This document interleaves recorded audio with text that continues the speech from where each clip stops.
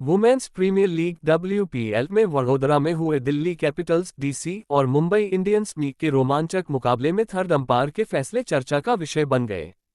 Match के अंतिम क्षणों में 3 रनआउट की अपीलों पर थर्ड अंपायर गायत्री वेणुगोपालन ने सभी मामलों में बल्लेबाजों को नॉट आउट करार दिया। हालांकि इन निर्णयों पर कई पूर्व खिलाड़ियों ने सवाल उठाए। मैच के दौरान कमेंट्री कर रही पूर्व भारतीय कप्तान मिताली राज ने खासतौर पर 2 फैसलों पर असहमति जताई, जिसमें शिखा पांडे और राधा यादव का रनआउट शामिल था। मिताली ने कहा कि पांडे का बल्ला क्रीज की लाइन पर था और डाइव लगाने के दौरान बल्ला हवा में उठा, जो नॉटआउट का कारण बन सकता है।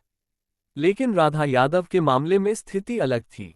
उनका बल्ला पूरी तरह हवा में था और क्रीज के अंदर नहीं था, जिससे उन्हें आउट करार दिया जाना चाहिए था।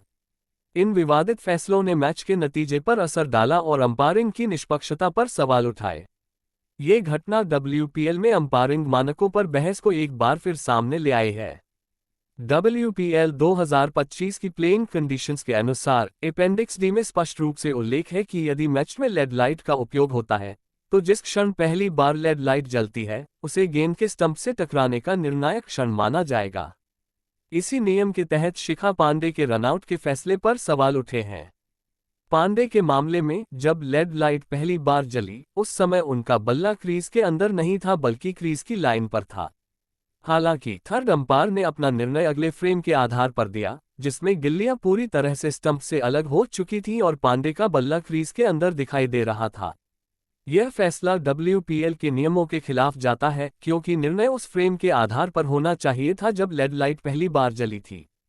इस विवादास्पद फैसले ने अंपायरिंग की निष्पक्षता और नियमों की सही व्याख्या पर सवाल खड़े कर दिए हैं। ऐसे निर्णय खिलाड़ियों और टीमों के मनोबल पर असर डाल सकते हैं और मैच के परिणाम को प्रभावित कर सकते हैं।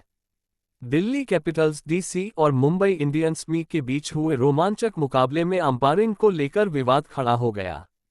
की कप्तान हरमनप्रीत कौर कुछ फैसलों से नाखुश दिखीं, खासकर एक घटना के दौरान जब DC को जीत के लिए 14 गेंदों में 24 रन चाहिए थे। गेंदबाजी के दौरान एक निर्णय पर हरमनप्रीत ने मैदानी अंपायर एन जनानी और अनीश सहस्त्रबुद्धे से चर्चा की। उस गेंद पर एक बाय रन भी आया, जिससे DC को अतिरिक्त फायदा मिला। 2 गेंद बाद एक और विवाद हुआ जब राधा यादव रन लेते वक्त क्रीज में पहुंचने के लिए डाइव लगाई। विकेटकीपर यास्तिका भाटिया ने स्टंपिंग की, लेकिन जब लेड लाइट जली तब तक राधा का बल्ला क्रीज में नहीं था।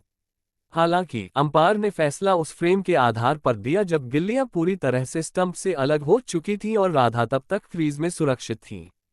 इस मौके का फायदा उठाते हुए राधा ने अगली ही गेंद पर छक्का जड़ दिया, जिससे DC की स्थिति मजबूत हो गई और अब टीम को आखिरी 6 गेंदों में सिर्फ 10 रन चाहिए थे।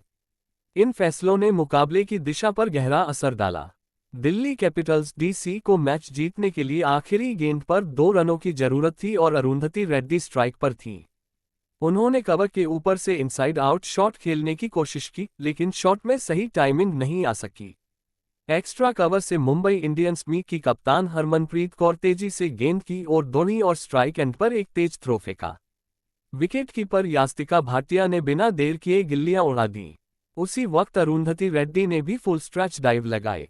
मामला बेहद करीबी था और निर्णय थर्ड अंपायर के हवाले कर दिया गया। रिप्ले में दिखा कि जब लेड लाइट जली तब रेड्डी का बल्ला लाइन के ठीक ऊपर था, लेकिन क्रीज के भीतर नहीं। हालांकि थर्ड अंपायर ने अगले फ्रेम के आधार पर फैसला लिया, जिसमें रेड्डी का बल्ला क्रीज के अंदर था। इस करीबी फैसले के चलते DC को विजेता घोषित कर दिया गया। ये क्षण काफी विवादास्पद रहा, क्योंकि मैच का नतीजा मिलीसेकंड के फर्क पर टिका था। इस रोमांचक मुकाबले ने दर्शकों को अंत तक बांधे रखा और क्रिकेट की अनिश्चितता को एक बार फिर साबित किया।